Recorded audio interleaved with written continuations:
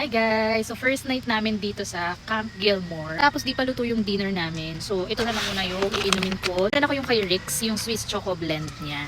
Kasi medyo malamig ngayon. High in protein siya mga sis. And pwede siyang iserve hot or cold. So dahil malamig dito, hot na lang. So yun, habang nag-set up si husband na ang aming ilaw dito sa camp. Ganito mga sis, meron na siyang 10 pieces na ganyan. Makasang hangin. Ang sachet, meron siyang 47 calories lang.